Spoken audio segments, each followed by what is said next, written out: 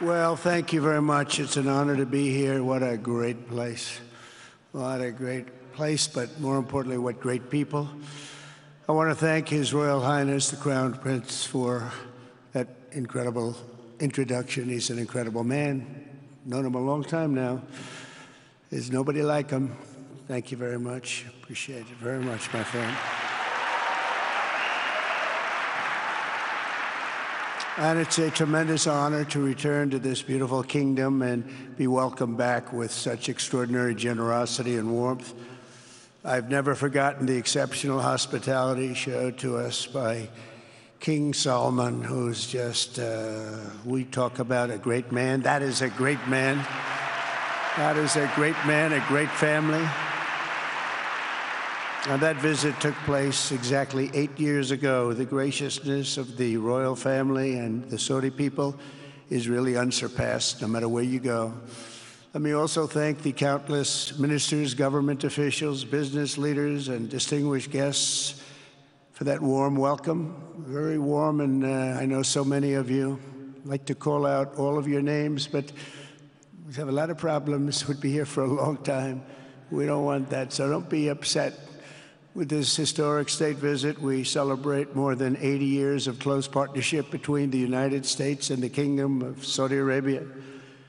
Ever since President Franklin Roosevelt met with King Solomon's father, King Abdul Aziz, aboard the USS Quincy in 1945, the U.S.-Saudi relationship has been a bedrock of security and prosperity. Today, we reaffirm this important bond, and we take the next steps to make our relationship closer, stronger, and more powerful than ever before. It is more powerful than ever before.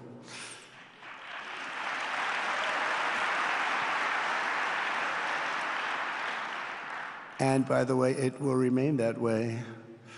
We don't go in and out like other people. It will remain that way.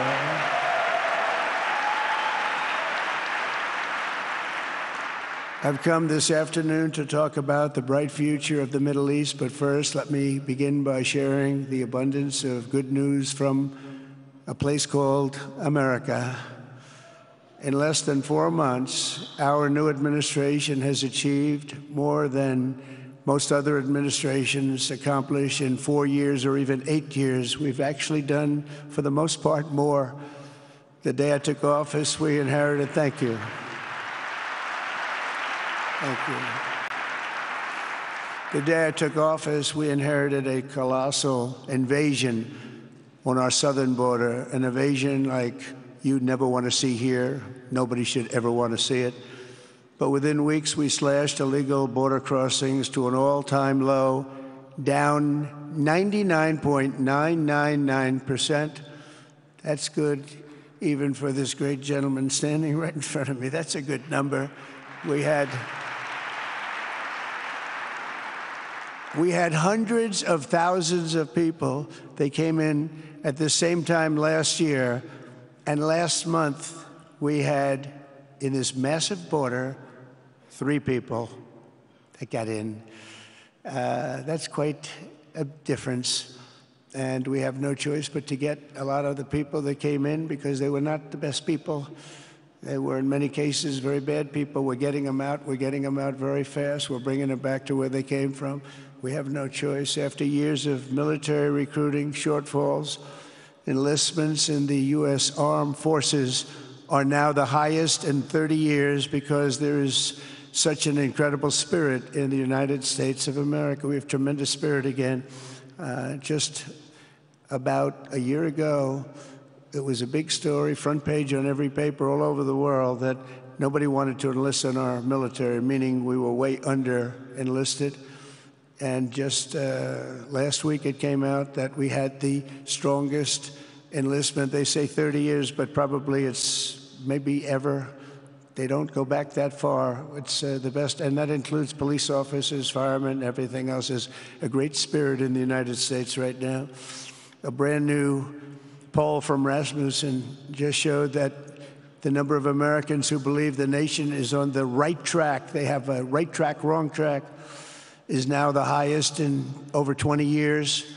And it hasn't been anything like this because for many years it was the wrong track. And I can tell you for the last 4 years it was definitely the wrong track, but it's the highest it's been in many, many years. We renamed the Gulf of Mexico into the Gulf of America. That was very popular, other than perhaps with Mexico. And most importantly, for the people in this room, the days of economic misery under the last administration are rapidly giving way to the greatest economy in the history of the world. We are rocking. The United States is the hottest country, with the exception of your country, I have to say, right? I'm not going to take that on. No, Mohammed, I'm not going to take that on. Wouldn't that be a terrible thing if I made that full statement? But I will not do it. You're hotter. At least as long as I'm up here, you're hotter. But groceries, gasoline, energy, and all other prices are down with no inflation. We have no inflation, and in a few short weeks, we've created 464,000 brand new jobs. Think of that. It's almost 500,000 jobs created just in a matter of weeks. We just reached a historic trade agreement with the United Kingdom, and over the weekend we reached a breakthrough agreement with China. Both outstanding deals. China's agreed. We have to get it down. We have to get the little details down. And Scott, you're going to work on that very hard, but China's agreed to open up to the United States for trade and everything else. But they have to do it, so we'll see what happens. But we had a very, very good meeting with both of those countries. We are cutting 10 old regulations for every new regulation. We're getting rid of all of the red tape that is so many, frankly, countries, as they get older, they develop a lot of red tape, and we're getting rid of it. We're getting rid of it at record levels. And I'm pleased to report that the United States Congress is on the verge of passing the largest tax cut and regulation cut in American history. We think we're in good shape to get that. And if we get that, that will be like a rocket ship for our country. In the first quarter of the year, the investment in America was up an astounding 22%. More than $10 trillion of new investments have been announced or are coming just since the election on November 5th. So think of that. In a very short period of time, we have over $10 trillion, and it could be much higher than that. Not everybody comes to the White House to have a news conference that they're going to be opening up in America, but they're all coming in at numbers that we've never seen before. If you take a look at other presidencies, they wouldn't do $1 trillion sometime in years. We did this in essentially 2 months because you have to say we got into office and they gave me about a month to clean up and fix up the Oval Office, and after that we started working. And the money is pouring in, the jobs are pouring in, the companies are pouring into our country like we've never seen before. There's never been anything like it. And we let other people tariff us into losing a lot of money and a lot of jobs, and now we're tariffing them. And it's at a level that nobody's seen. It's a level that is making us a very much different country and a very different Republican Party. We won a tremendous victory in November. We won all 7 swing states, the popular vote by millions and millions of votes. The Electoral College, we won by 312 to 226. Remember, they said, well, we could get to 270. No, we got to 312. That's a big difference. And very importantly, we won counties throughout the United States, 2,660 to 451. That's why when you look at a map, they're all red. The whole country is red. Red stands for Republican. From the moment on and from the moment we started, we've seen wealth that just poured and is pouring back into America. Apple is investing $500 billion. NVIDIA is investing, and I see my friend is here. Jensen, that's very good, wherever you may be. I thank you very much, because he's putting in $500 billion. TSMC is investing. Where is Jensen, by the way? Where is he? He's standing here. Where is he? I just saw that. Thank you very much, Jensen. I mean, Tim Cook isn't here, but you are. What a job you've done. He said he's got 99% of the chip market. I don't know. That's a big, that's not easy to beat, but what a job you've done. Thank you. We are proud to have you in our country. You know that. Thank you for the investment. TSMC is investing $200 billion, and with this trip, we're adding over $1 trillion more in terms of investment into our country and buying our products. And, you know, nobody makes military equipment like us. We have the best military equipment, the best missiles, the best rockets, the best everything. Best submarines, by the way, most lethal weapon in the world. In addition to purchases of $142 billion of American-made military equipment by our great Saudi partners, the largest ever. This week, there are multi-billion-dollar commercial deals with Amazon, Oracle, AMD. They're all here. Uber, Qualcomm, Johnson & Johnson, and many, many more. So I want to congratulate everybody. So many great business executives, many of you, most of you I know. And they're coming in, you know, about a month ago. They weren't that happy when they saw me. And now they're saying, sir, you're doing a great job. Thank you very much. It's amazing what a rising market will do. Oh, it's going to get a lot higher. In fact, I told people 5 weeks ago, this is a great time to buy. I got criticized for that. Now they don't criticize me anymore. People should have listened. But it's going to go a lot higher. You see, we've never had anything like this happen. It's an explosion of investment and jobs, and great companies are coming in. Never seen anything like it. There's no better place to make a future or make a fortune, do anything, frankly, than what we have in the United States of America under a certain president, Donald J. Trump. I have the right attitude. I have the same attitude that the people in the front row, second row, third row have. As you get back, perhaps they start to wane a little bit in terms of their view. But they understand, and we're doing what a lot of smart people would do. And we're not necessarily being politically correct. You saw what we did yesterday with health care. We've cut our health care by 50 to 90%. You're going to see drugs and pharmaceuticals come down at numbers that nobody has ever seen. And drugs, pharmaceuticals, we think will be dropping. And it'll be a redistribution of costs with other nations, which really took advantage of a very nice group of people that ran our country. But not only is this a time of incredible excitement in the United States, it's also an exhilarating period right here in the Arabian Peninsula. Beautiful place, by the way, beautiful place. Exactly. Thank you. Exactly 8 years ago this month, I stood in this very room and looked forward to a future in which the nations of this region would drive the forces of terrorism and extremism, drive them right out of existence, and take your place among the proudest, most prosperous, most successful nations anywhere in the world as leaders of a modern and rising Middle East. So exciting. So exciting. Mohammed, do you sleep at night? How do you sleep? Huh? Just think it.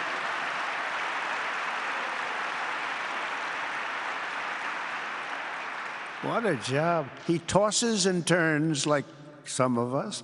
Tosses and turns all night. How do I make it even better all night? It's the ones that don't toss and turn. They're the ones that will never take you to the promised land, won't they? But you have done some job. True. But critics doubted that it was possible what you've done. But over the past 8 years, Saudi Arabia has proved the critics totally wrong.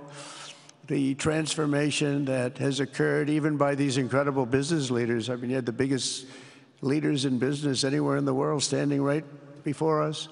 But the transformation that has occurred under the leadership of King Salman and Crown Prince Mohammed has been truly extraordinary. Such a thing has, I don't think, ever happened before. I've never seen anything at that scale happen before.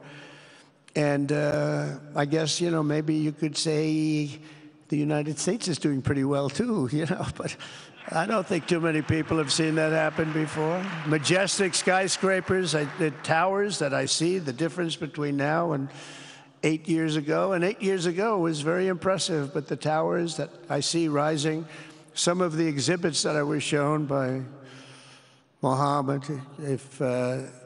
what I've seen there is just an amazing, it's an amazing process, amazing genius of so many people, architecture, but I have a feeling I know where many of those ideas came from. Happens to be sitting right in this room right before me, but the towers and all of the different, I've seen a lot of different towers. I didn't think there's any version of a tower that I haven't seen in one form or another. I just passed 4 exhibits. I have never seen anything like any of them. So it's going to be very exciting. And they sit among the ancient wonders of a growing and exciting city. It's really amazing. Riyadh is becoming not just a seat of government, but a major business, cultural, and high-tech capital of the entire world. The World Cup is here. Johnny, just stand up, Johnny. Johnny, thank you, Johnny.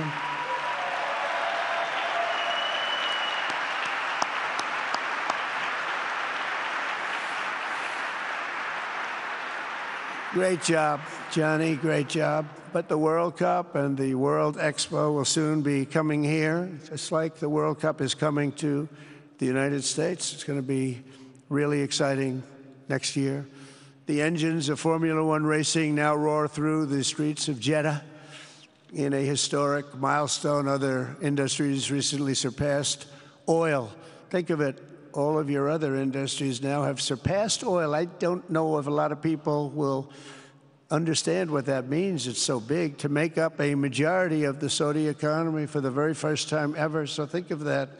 Other industries are now bigger even than oil, which is always going to be a big monster. It's a big one.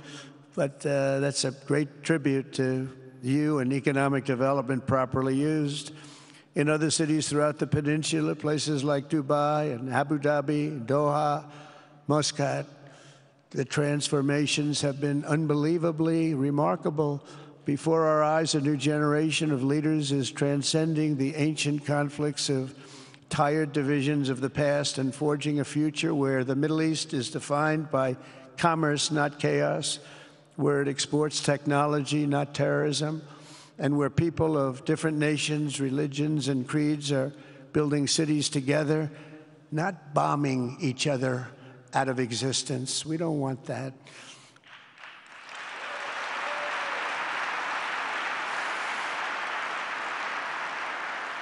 And it's crucial for the wider world to note this great transformation has not come from Western interventionists or flying people in beautiful planes giving you lectures on how to live and how to govern your own affairs. No, the gleaming marvels of Riyadh and Abu Dhabi were not created by the so-called nation builders, neocons, or liberal nonprofits like those who spent trillions and trillions of dollars failing to develop Kabul, Baghdad, so many other cities. Instead, the birth of a modern Middle East has been brought by the people of the region themselves, the people that are right here, the people that have lived here all their lives, developing your own sovereign countries, pursuing your own unique visions and charting your own destinies in your own way. It's really incredible what you've done. In the end, the so-called nation builders wrecked far more nations than they built, and the interventionists were intervening in complex societies that they did not even understand themselves. They told you how to do it, but they had no idea how to do it themselves. Peace, prosperity, and progress ultimately came not from a radical rejection of your heritage, but rather from embracing your national traditions and embracing that same heritage that you love so dearly.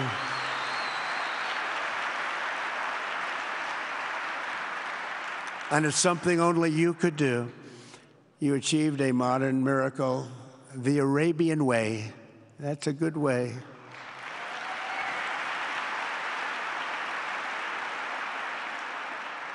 Today, the Gulf nations have shown this entire region a path towards safe and orderly societies with improving quality of life, flourishing economic growth, expanding personal freedoms, and increasing responsibilities on the world stage.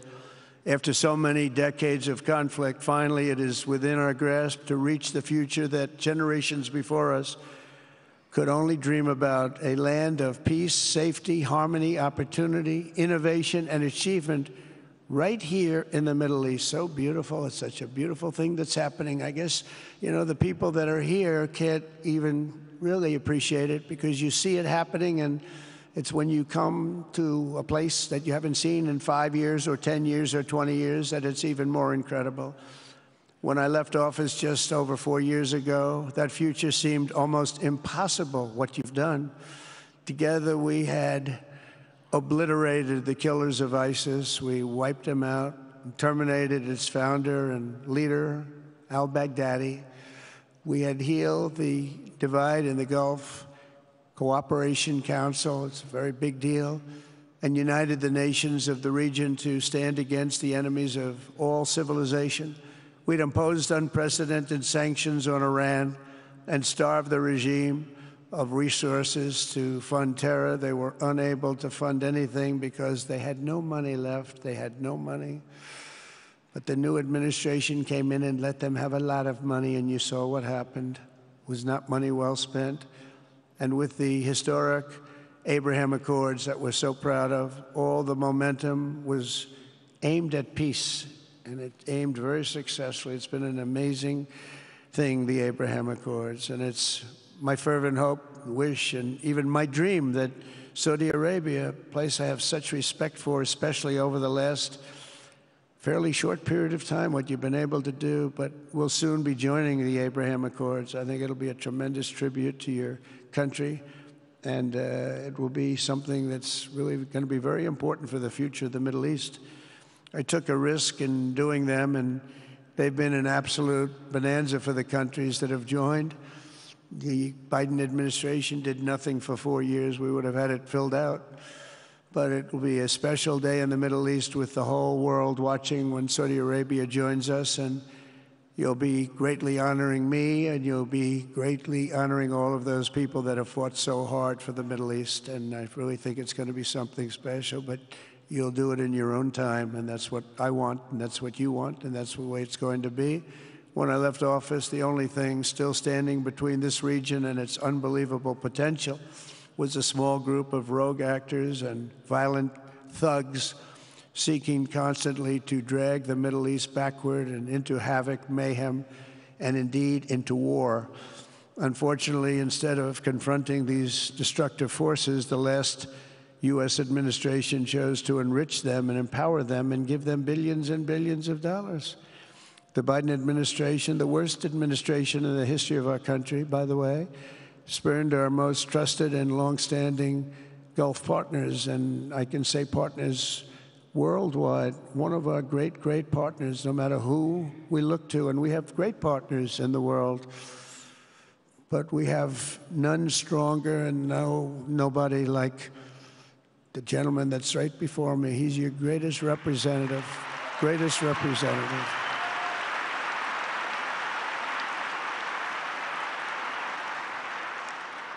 And if I didn't like him, I'd get out of here so fast. You know that, don't you? He knows me well. I do. I like him a lot.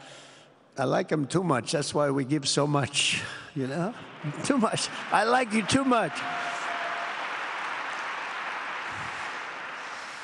Great guy. They lifted sanctions on Iran in exchange for getting nothing, and sent the regime tens of billions of dollars to fund terror and death all over the world. And they laughed at him. They laughed at our leader.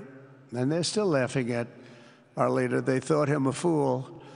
And they made nothing but trouble ever since, including the funding of October 7th, one of the worst days ever in the history of the Middle East. Horrible day.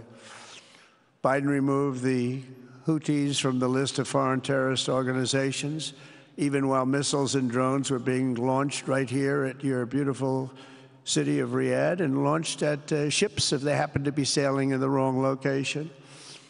The Biden administration's extreme weakness and gross incompetence derailed progress toward peace, destabilized the region, and put at risk everything we had worked so hard to build together.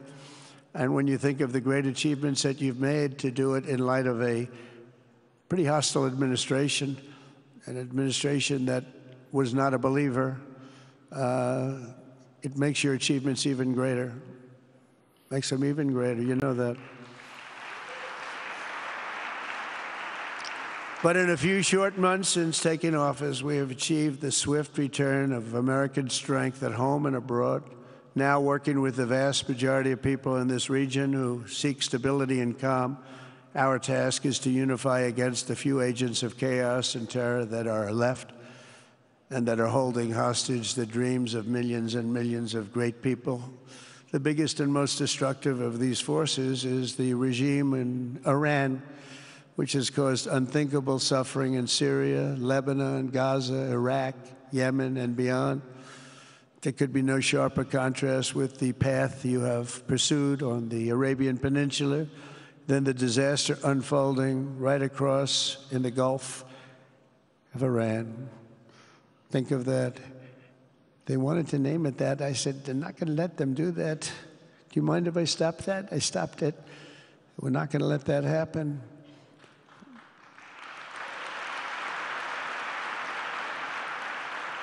While you have been constructing the world's tallest skyscrapers in Jeddah and Dubai, Tehran's 1979 landmarks are collapsing into rubble and dust. They had it going for a little while under a much different system, but those buildings are largely falling apart, falling down, while you're building some of the world's biggest and most incredible infrastructure projects. Buildings, all sorts of things you're building that nobody's ever even seen before. Iran's decades of neglect and mismanagement have left the country plagued by rolling blackouts lasting for hours a day. All the time you hear about it. While your skill has turned dry deserts into fertile farmland, Iran's leaders have managed to turn green farmland into dry deserts as their corrupt water mafia, it's called it the water mafia, causes droughts and empty riverbeds. They get rich, but they don't let the people have any of it. And then, of course, there's the key difference at the root of it all. While the Arab states have focused on becoming pillars of regional stability and world commerce, Iran's leaders have focused on stealing their people's wealth to fund terror and bloodshed abroad. Most tragic of all, they have dragged down an entire region with them. Countless lives were lost in the Iranian effort to maintain a crumbling regime in Syria. Look at what happened with Syria. In Lebanon, their Hezbollah proxies have pillaged the hopes of a nation whose capital, Beirut, was once called the Paris of the Middle East. Can you imagine? All of this misery and so much more was entirely avoidable, absolutely avoidable. And Mohammed knew that. He knew that. Smart people knew that. If only the Iranian regime had focused on building their nation up instead of tearing the region down. Yet I'm here today not merely to condemn the past chaos of Iran's leaders, but to offer them a new path and a much better path toward a far better and more hopeful future. As I've shown repeatedly, I am willing to end past conflicts and forge new partnerships for a better and more stable world, even if our differences may be very profound, which obviously they are in the case of Iran. I have never believed in having permanent enemies. I am different than a lot of people think. I don't like permanent enemies, but sometimes you need enemies to do the job, and you have to do it right. Enemies get you motivated. In fact, some of the closest friends of the United States of America are nations we fought wars against in generations past, and now they're our friends and our allies. I want to make a deal with Iran. If I can make a deal with Iran, I'll be very happy. If we're going to make your region and the world a safer place. But if Iran's leadership rejects this olive branch and continues to attack their neighbors, then we will have no choice but to inflict massive, maximum pressure drive Iranian oil exports to zero like I did before. If you know that, they were a virtually bankrupt country because of what I did. They had no money for terror. They had no money for Hamas or Hezbollah, and take all action required to stop the regime from ever having a nuclear weapon. Iran will never have a nuclear weapon.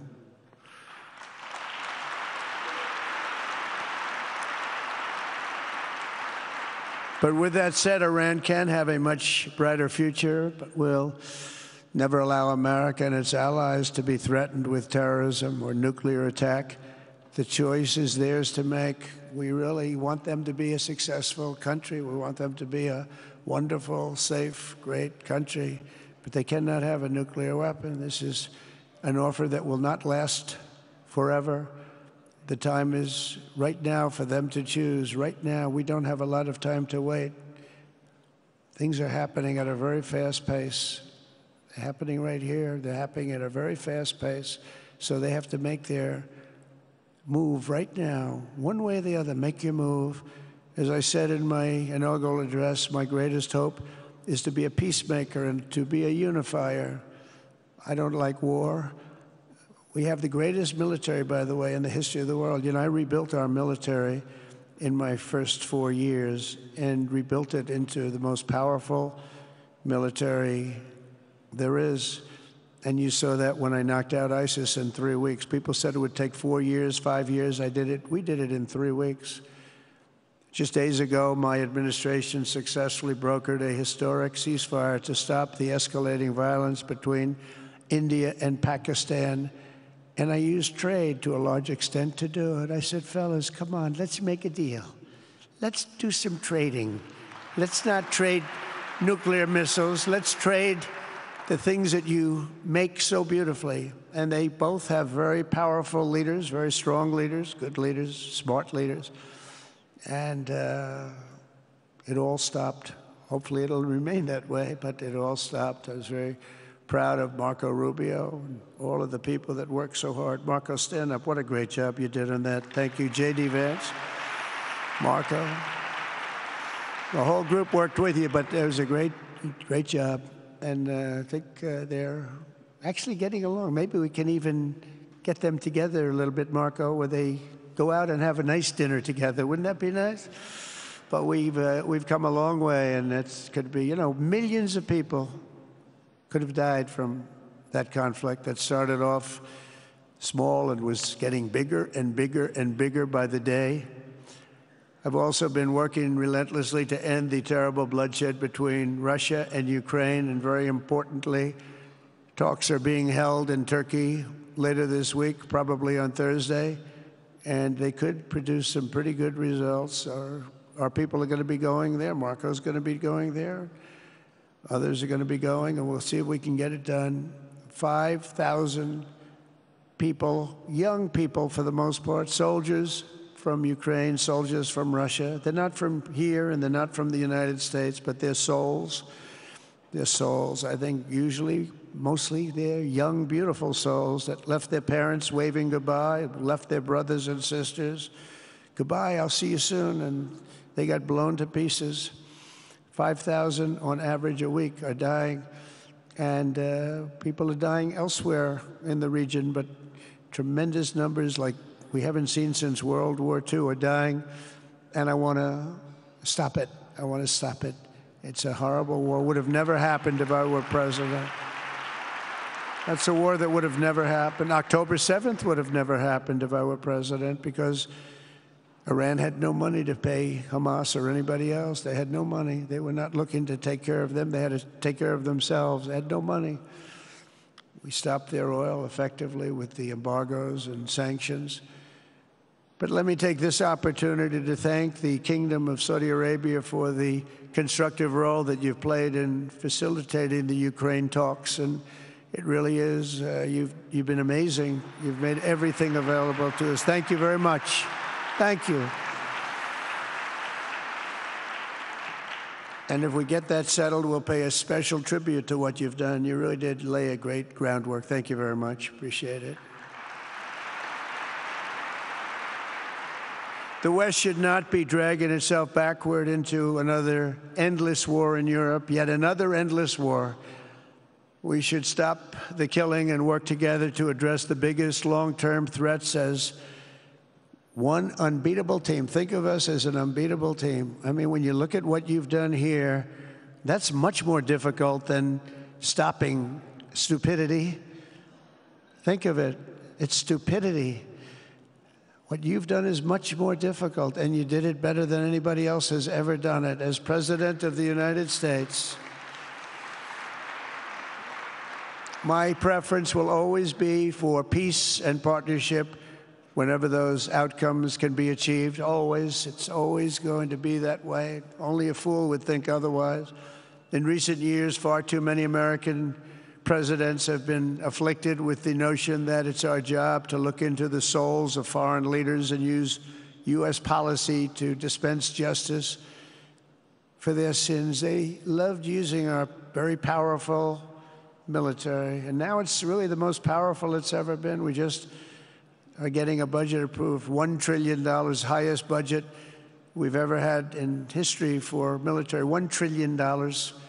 And we're getting the greatest missiles, the greatest weapons. And, you know, I hate to do it, but you have to do it because we believe in peace through strength. You have to have the strength, otherwise bad things could happen. But hopefully we'll never have to use any of those weapons. Seems to be an awfully big waste of money if you're never going to use them, but hopefully we'll never have to use them because the destructive power of some of those weapons are like nobody's seen before. I believe it is God's job to sit in judgment, my job to defend America, and to promote the fundamental interest of stability, prosperity, and peace. That's what I really want to do. I will never hesitate to wield American power if it's necessary to defend the United States or to help defend our allies.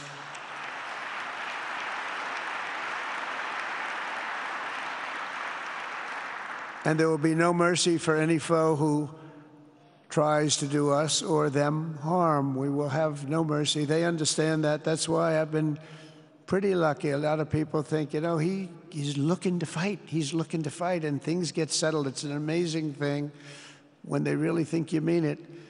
But we do. We have the greatest military, the strongest military, stronger than any. Nobody's even close. We have the best weapons in the world, but we don't want to use them. If you threaten America or our partners, however, then you'll be faced with overwhelming strength and devastating force. We have things that you don't even know about, you don't hear about, and if you did, you'd say, wow. In recent weeks, following repeated attacks on American ships and freedom of navigation in the Red Sea, the United States military launched more than 1,100 strikes on the Houthis in Yemen. As a result, the Houthis agreed to stop. They said, we don't want this anymore. It's the first time you've heard that from them, too. They're tough. They're fighters. But just days ago, we were asked to cease targeting commercial. They were not going to be targeting commercial ships in any way, shape, or form, or anything American. And they were very happy that we stopped. But we had 52 days of thunder and lightning like they've never seen before. This was a swift, ferocious, decisive, and extremely successful use of military force. Not that we wanted to do it, but they were shooting down ships. They were shooting at you. They were shooting at Saudi Arabia. We don't want them shooting at Saudi Arabia, if that's okay. So we hit them hard. We got what we came for, and then we got out. Since January 20th, the U.S. military has terminated 83 terrorist leaders operating across Iraq, Syria, and Somalia, including ISIS's #2 global leader. You read about that just recently. With the help of Pakistan, we apprehended the ISIS terrorists responsible for the attack on 13 American service members at Abbey Gate, that horrible, horrible disaster. During this Afghanistan withdrawal, you know, that's another thing that we don't even think about so much anymore. 13 died, but 42 were horribly wounded. But hundreds of people died overall, because I count the people on the other side. hundreds of people just grossly incompetent. It's probably why Putin decided to go into Ukraine, something he never would have done if I were president. But we wouldn't have had the problems of October 7th if I were president. We wouldn't have had Ukraine, Russia if I were president. We wouldn't have had Abbeygate because there wouldn't have been any reason we were getting out, but we were getting out with dignity and with strength and power. But the way they got out was not good. I think it was the most embarrassing moment in the history of our country. And we've been working tirelessly to bring back all hostages held by Hamas. We brought back a lot already, but we're bringing back more. This weekend, we successfully negotiated the release of the last American hostage, Edan Alexander. Just came out a few hours ago, and we continue to work to get that war ended as quickly as possible. It's a horrible thing that's taking place. All civilized people must condemn the October 7th atrocities against Israel, which would never have happened again if you had probably a different president, but definitely if you had me as president. The people of Gaza deserve a much better future, but that will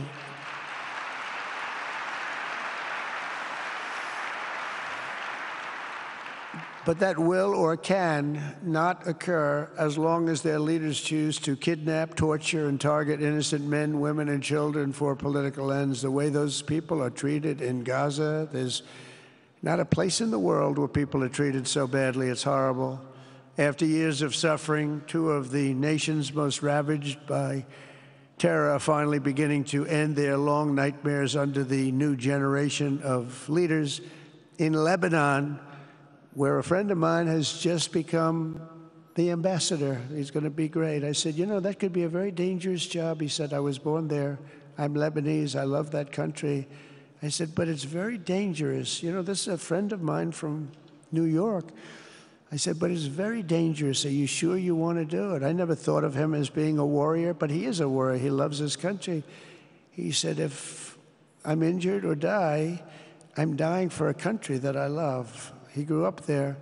It's horrible what's happened in Lebanon, but you have a great ambassador, I can tell you that. In Lebanon, which has been endlessly victimized by Hezbollah and their sponsor, Iran, a new president and prime minister have brought the first real chance in decades for a more productive partnership with the United States, and we're going to work with their new ambassador and everybody else, Marco, and we're going to see if we can really help them out and let them get over that very high grid that they're going to have to get over.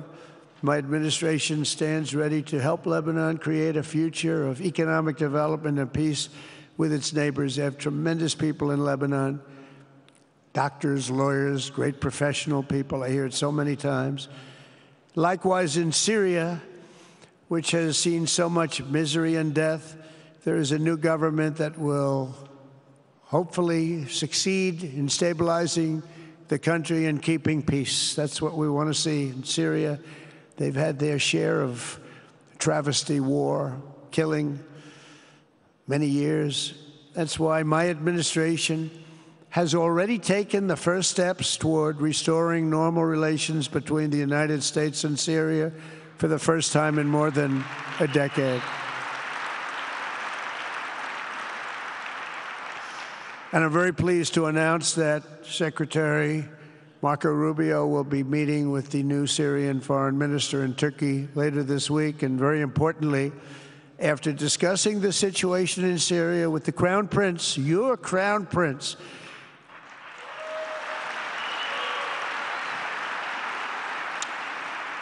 and also with President Erdogan of Turkey, who called me the other day and asked for a very similar thing, among others, and friends of mine, people that I have a lot of respect for in the Middle East, I will be ordering the cessation of sanctions against Syria in order to give them a chance at greatness.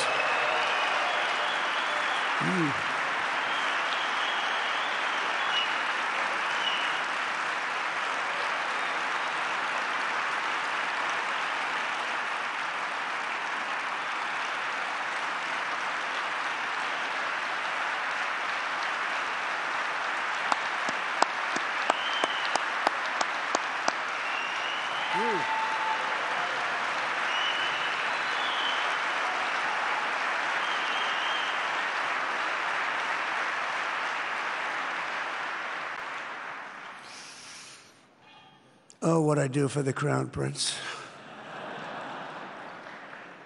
The sanctions were brutal and crippling and served as an important function, nevertheless, at the time. But now it's their time to shine. It's their time to shine. We're taking them all off, and they're going to have, I think they're going to have, based on the people and the spirit and everything else that I'm hearing about. So I say good luck, Syria. Show us something very special like they've done, frankly, in Saudi Arabia. Okay? They're going to show us something special. Very good people. Everywhere we can, my administration is pursuing peaceful engagement, offering a strong and steady hand of friendship to all that will take it in good faith. Together, we have made unprecedented strides and tremendous progress, and we're still just at the dawn of the bright new day that awaits for the people of the Middle East, the great, great people of the Middle East. If the responsible nations of this region seize this moment, put aside your differences and focus on the interests that unite you, then all of humanity will soon be amazed at what they will see right here in this geographic center of the world. It really is. It's like a center of the world and the spiritual heart of its greatest faiths.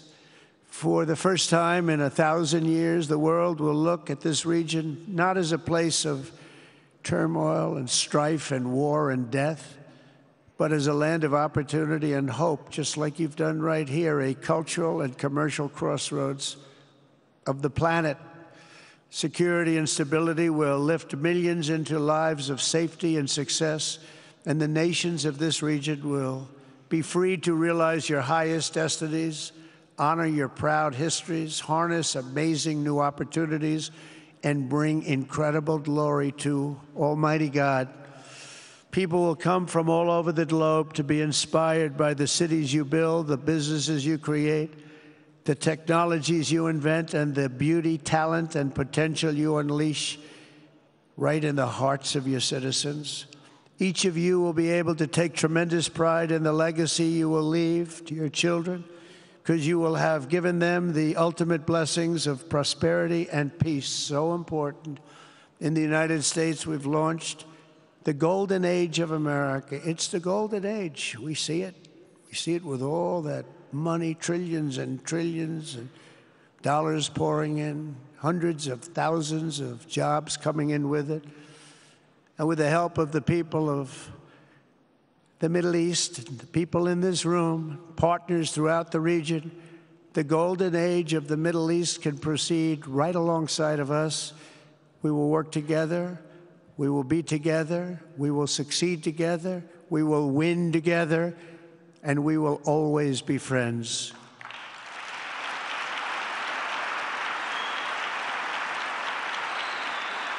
Thank you.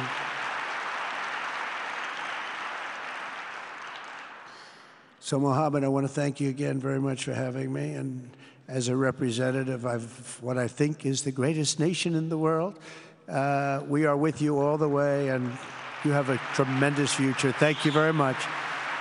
And please pay my respects to your father. Thank you very much. Thank you.